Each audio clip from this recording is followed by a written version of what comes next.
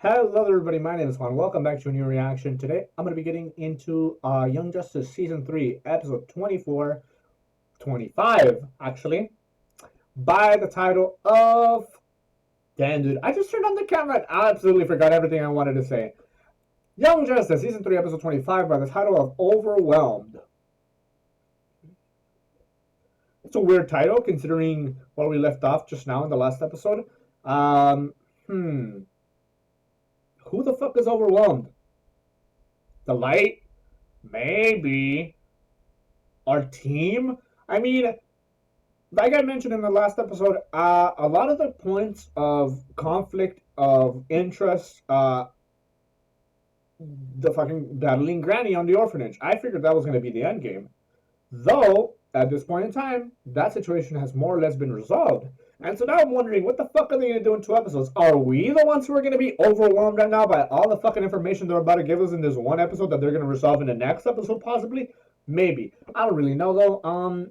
Since this title isn't really giving me much, and I'm really excited to get to watch the episode, I'm just going to go ahead and get into it, man. Here we are, second to last episode for this season, second and last episode of Young Justice for a while. I'm going to go ahead and get started in 3, 2, 1. GBS has confirmed reports that a contingent of the Justice League has broken up a meta-trafficking ring in outer space and has brought home 316. The Metahuman Youth Center in Taos, New Mexico is reportedly overwhelmed. Oh. Services or open other branches. I believe it's now time to put our plan in motion. Related news, yet another metahuman has joined Beast Boy's rebel squad of young nice heroes, known as Cyborg. Releasing footage that places the blame for this deep space meta-trafficking squarely on the back of media magnate Gretchen Good. She's actually an alien entity. Unfortunately, Gretchen Good herself continues to be unavailable for comment. Wow, what's this? We'll have a few hours alone to enjoy dinner. I know we didn't talk about, well, any of this, but... Yeah. I thought I'd take the chance that maybe you've been feeling the way I've been feeling, and... I have. It's a little weird. I'll be honest. It's a little weird. Because that's your sister's ex-man, girl. What you doing? What the fuck? I mean, I guess it's not really that weird. Consenting adults, you know, whatever. Wait. I can't. I'm sorry.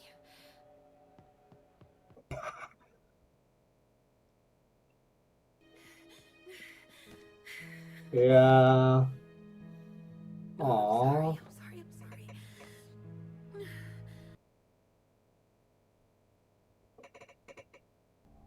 Miss Martian believes Forager can safely return to New Genesis. But Forager has made many good friends here on Earth. But Forager cannot be Forager here on Earth. Only Fred Bug.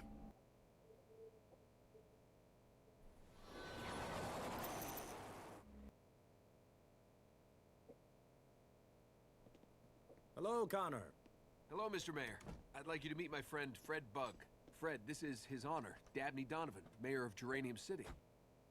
Who? Where? Any friend of Connor's is most welcome in Geranium City.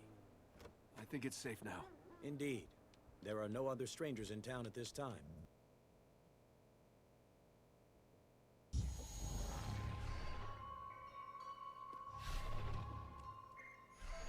Huh. Allow me to reintroduce myself. I am Double X. Hey! This is the true Geranium City. Huh. Or, as I like to think of it, Genomorph City 2. I said hey because I have 2 X's in my name in this channel. Dr. Spence, Aaron, Benny, Beth. How the fuck?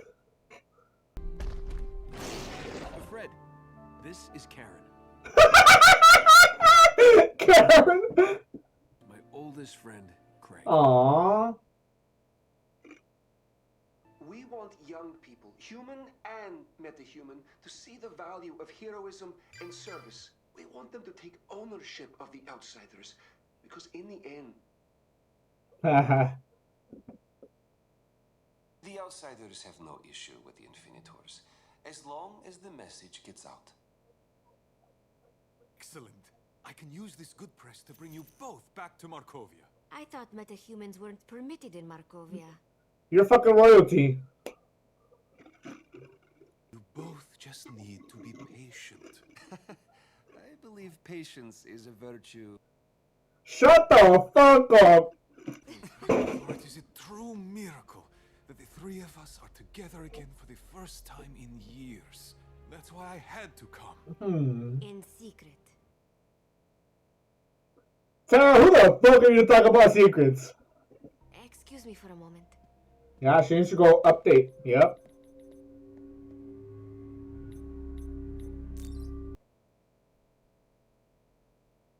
Don't either of you have Valentine's plans? Sure, but you know we'd do anything to help you. Aww. Why did you bring them? They're not part of this. They're not here for this part. They're here for the aftermath. I can't raise the dead. Raise the dead? If we do this, it'll leave you devastated all over again. You say you can't raise the dead, but we both saw a secret rise from her grave. We know the soul exists. And you know, I never had the chance to say goodbye. I can't bring a dead soul to Earth. The best I can do is help you meet him halfway.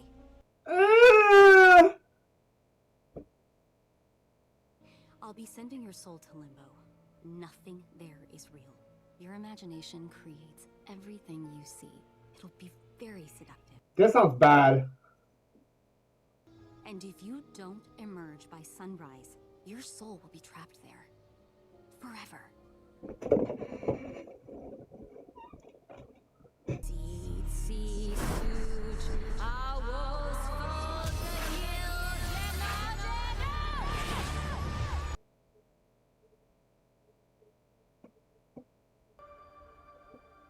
Hey, babe.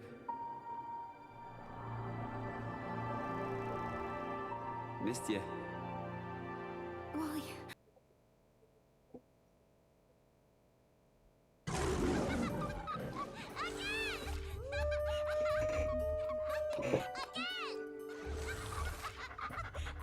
So what is her meta power gonna be, if any?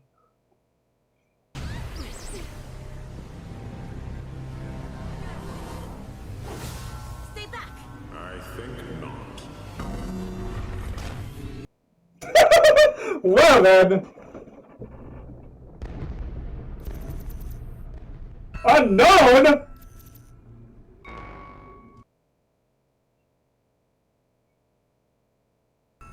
Yes, the child is perfectly safe here, granddaughter. Granddaughter? Indeed. You are my granddaughter. And you are my grandson, for you are both the children of my intellect.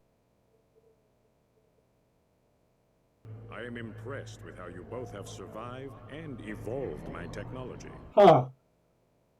You have become extremely important players in the coming galactic conflict. I will enjoy watching your continued evolution. Assuming Darkseid does not kill you, since you both present great obstacles to his plans.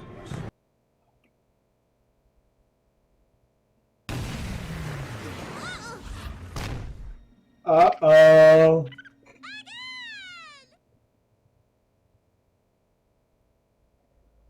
Oh, come on. What kind of a jerk would I be if I forgot Valentine's Day for the 3rd year in a row? So, you're really dead, aren't you? Hey, let's not think about that now, okay?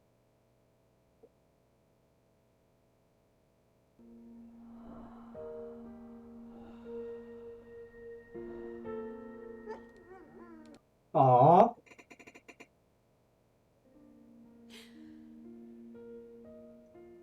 Oh, very fast. Whoa. Wait. And I do believe the target is important enough to risk compromising Miss Markov's cover. Send word, Slade. The op is a go. Markovberg.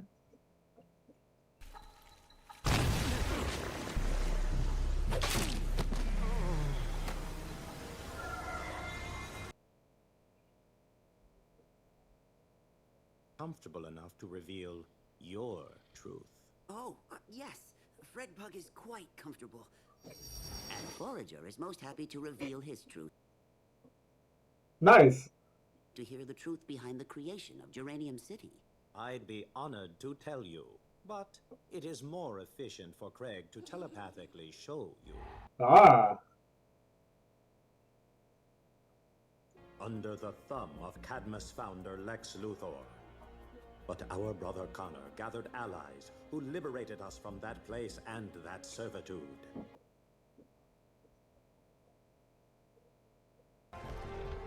So that we could build a life of our own. Which is exactly what we have set out to do. Nice. To hide our true forms from passing outsiders. Forager does not believe xenomorphs need to hide from the outsiders. The outsiders are very accepting. Different outsiders. Oh, yeah. Yes and no, brother. Yes and no.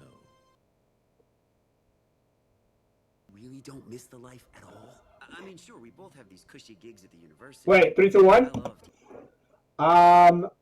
Royal University has confirmed on Artemis Leanne Kroc the degree of Bachelor of Arts in Comparative Literature. Okay. Wallace Rudolph West, degree of Physics. Makes sense. 3, 2, 1. Right, exactly. But enough to never put on the mask again? I think we have everything we need right here. I'm going to make the sun appear. Let's see what else is on, okay? Coming up next, another whack. Yeah, it's very late, babe. Sun will rise soon. Let it. I never want to leave. Though safe in Geranium City, we are segregated. And when not segregated, we hide, even in plain sight. True. Forager understands. This problem is common. Forager could return to his hive on New Genesis and safely blend in among the other drones. Or on Earth, the prejudices are being faced. What are you... Forager will remain here, on the front lines. Forager will join the outsiders and fight the good fight. And perhaps Forager's openness will help the Geraniums. Yeah. That is admirable, my Yeah. new friend. Will you do as much? Excuse me? Which keeps us in hiding. At a time when all metahumans, including xenomorphs, struggle for acceptance, you know you can do more to help.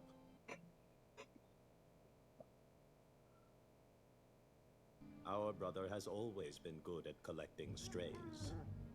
At helping individuals, because he sees himself as an individual. But when will you acknowledge your own place, your own role in the connected world? When will you take the final step to help your own people? What would Superman do? Ah! But Forager will need Fredbug one more time. It's kind of weird to put that much pressure on him, but at the same time, he's not wrong. Stop by and see the baby. I understand, but I hope you understand why I need to be selfish right now and not share our little family.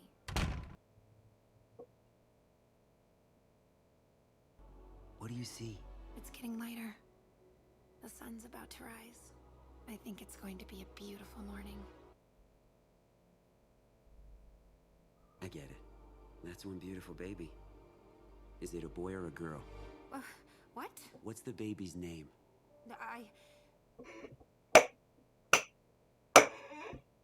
No. We talked a little about having an it one day, but we could never agree on a name for a boy or a girl. We are not naming our child after Connor's dog. What child? Where? No. No, no, no, no, no, no! Presley!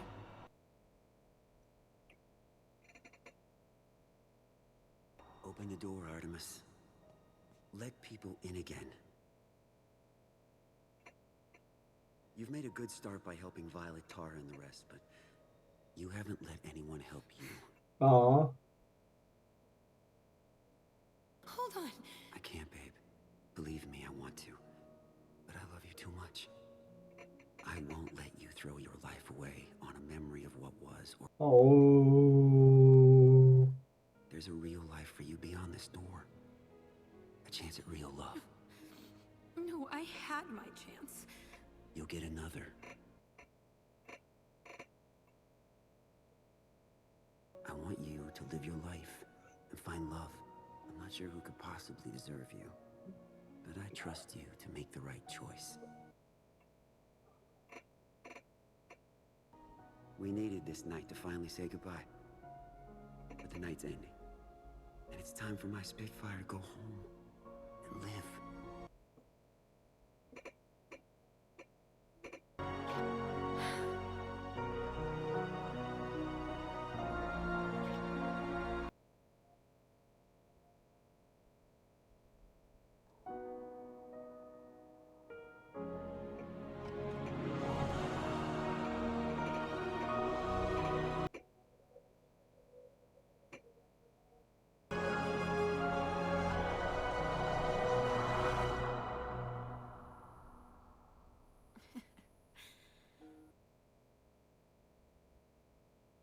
Artemis!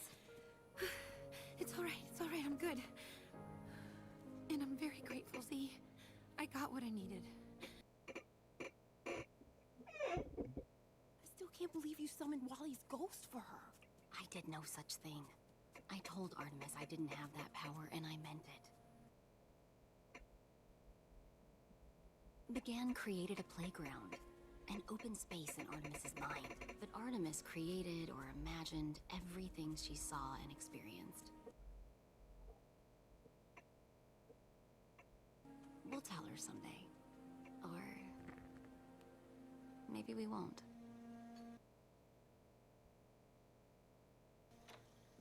How'd it go? It was a pretty average night. Okay, dude. Artemis, I'm so sorry. I didn't mean to... No, Will. Please. You didn't do anything wrong. You've helped me open up. Take the next step. And I want you to know, I will always be there for you and Leon.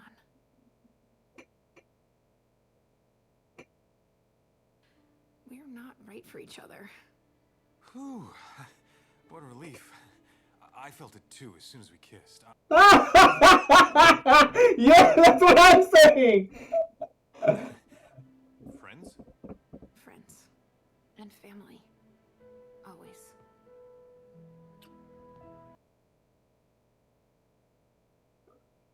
This is cell phone footage from earlier this evening. Frederick DeLam, also known as Baron Bedlam, escaped from a Markovian prison and staged a coup. I didn't even realize that's what that was. Good morning. I have a short statement. I, Baron Frederick DeLam, have taken the Markovian crown for the good of my nation. No, we will not lift UN restrictions that prevent the Justice League from entering Markovia. The solution involves peaceful negotiation, not superheroics. They must have known I was out of the country. But how? Leon, you can't let him. They'll kill him the moment he sets foot in Markovia. There is no other option. You're wrong. This is what I've been preparing for. I cannot hide in a Beverly Hills hotel room. Be patient, brother. Okay, dude. Geoforce will lead the outsiders to save our homeland. Markovia, here we come. Huh. For a second there, I thought Brion would be the one to, what was I going to say? Oh, to figure out that, Tara, as some people would call her. I've been calling her Tara. I don't know if that's correct. Tara, is a double agent because he kind of looked at her like this, and also who the fuck else knows this information but them, right? So it's like, should be, in many ways, like, easily determinable, like, who the fuck is a rat, but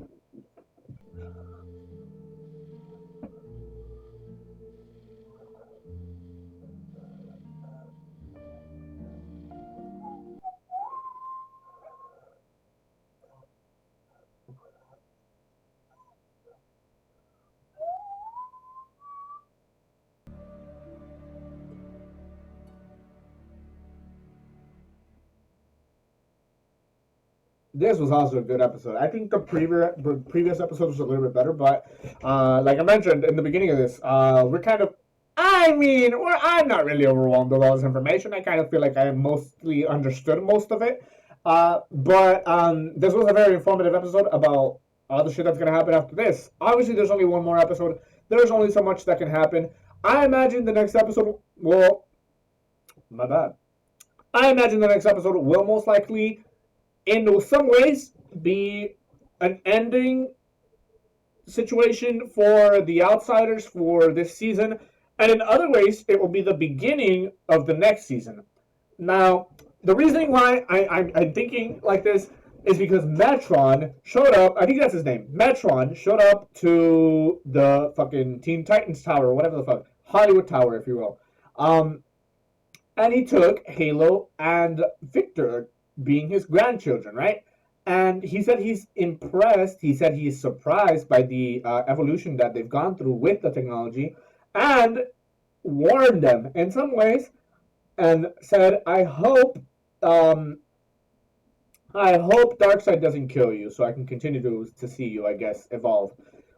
Which, and not only that, there's that, right? There's Granny saying there's something big coming. There's also, who the fuck said it? Somebody said, a galactic war is coming. I probably, Metron said that as well, but shit is about to hit the fan in this next episode. And I'm kind of excited. I mean, let's go through this. Let's go through this to see if there's anything worth mentioning that I missed. Again, so in the last episode, Infinity Incorporated was shown in comparison to the Outsiders and their trending numbers and shit, and cool, whatever. What was the point? They had absolutely nothing to do here. They were mentioned once. That's it. So what the fuck was the point of doing all that with the fucking Infinity Incorporated? I don't know just yet. Maybe the next episode will give us some more of a clue. But I guess now's a good time to get into Miss Artemis, dude. This was a good episode for Artemis. This was a necessary episode for Artemis, I would go on a limb to say, because it seems, I didn't really realize it until now how big of an impact Wally's death, Wally's outro really had on Artemis. But when you really take a fucking microscope and look at her situation, it makes sense. And I'm glad that this happened because it's just the fucking closure, man. Closure is like, I don't know. I wouldn't say it's necessary because a lot of the times you don't get a choice whether you get closure or not. You just have to deal with the consequences of life. But it's nice. It's really nice that she was able to get that because even if, oh my god, dude, the levels on which this fucking show works. Megan is here again putting up another show to try to help her friend. And I don't know if that will be in the grand scheme of it all a good thing or a bad thing because we have seen in the past how people get upset whenever they get lied to, which of course, makes sense. But Artemis has the impression that she connected with Wally, but really it was all in her head. They said someday we might tell her, but maybe not. And it's like, I don't know, it's kind of weird, sure you're helping a friend get over this, get some closure with a significant other from the past, but also you're kind of lying to her. You're kind of making shit up again. And it's like,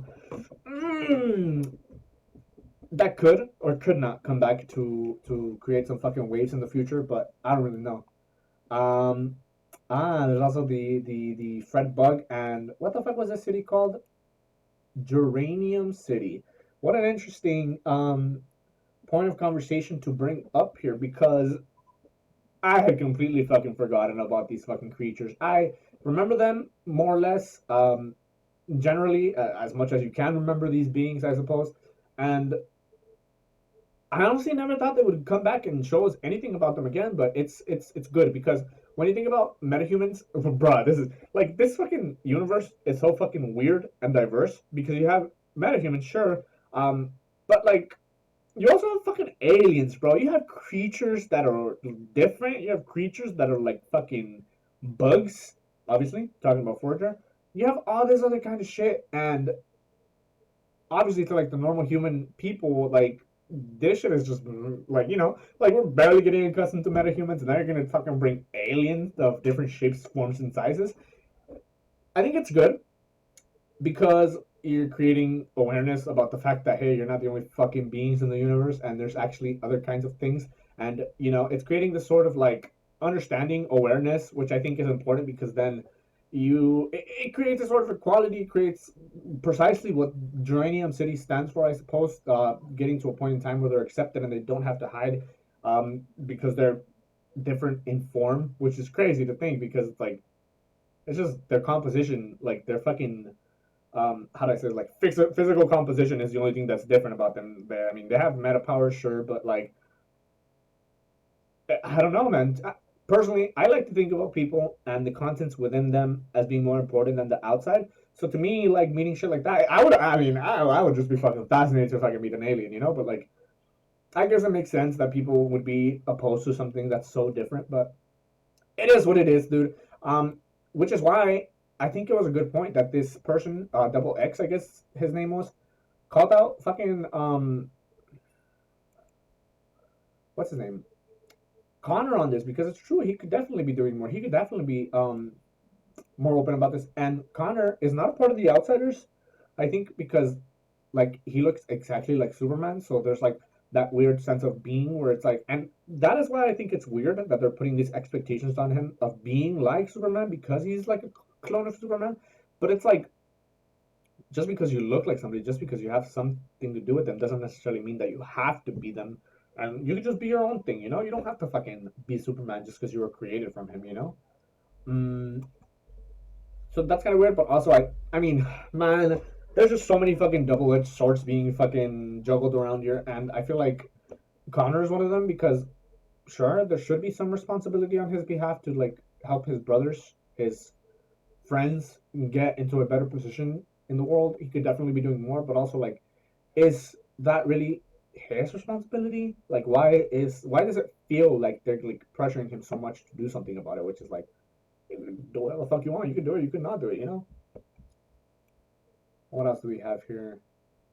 This fucking illusion that fucking Artemis was in.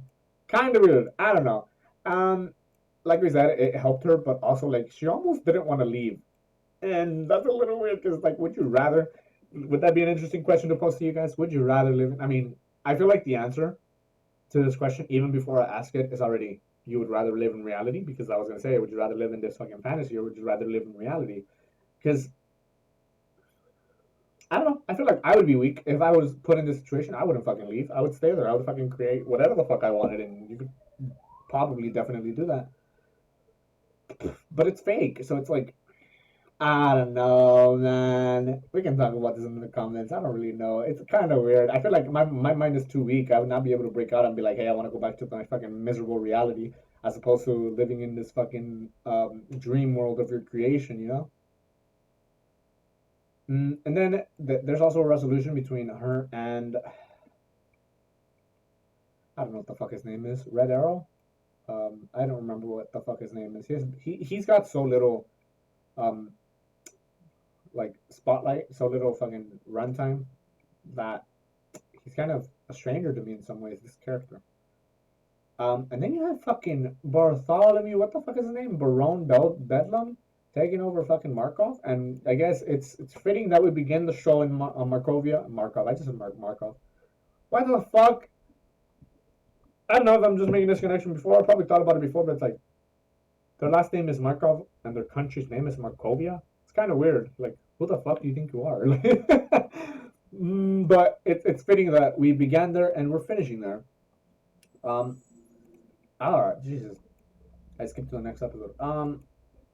But the light is putting a plan into motion, which I mean, makes sense. I feel like that was pretty self-explanatory. The way that Tara, whatever will you say, is giving information to the light, and the light use that information to get their fucking little plan moving. I don't know what the plan is, but you saw the pieces move the way they did.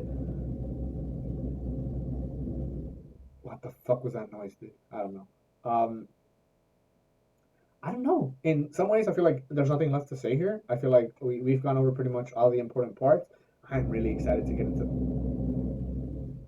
What the fuck is that, bro? I don't know. I'm really excited to get into the next episode, so I feel like I'm just gonna go ahead and do that. This has been a fucking ride, bro. The next episode is the last one. I don't know when season 4 is coming out, but like I said, I feel like the next episode will set us up for season 4 because apparently there's a fucking galactic war coming in which Metron hopes that neither fucking Cyborg nor Halo die. So some big shit is coming. You can hear there's background noise now, so I'll consider watching it another time so that we could have less interruptions. But for now, I'm gonna leave it there. Thank you guys so much for watching, and I'll see you in the next one. Peace.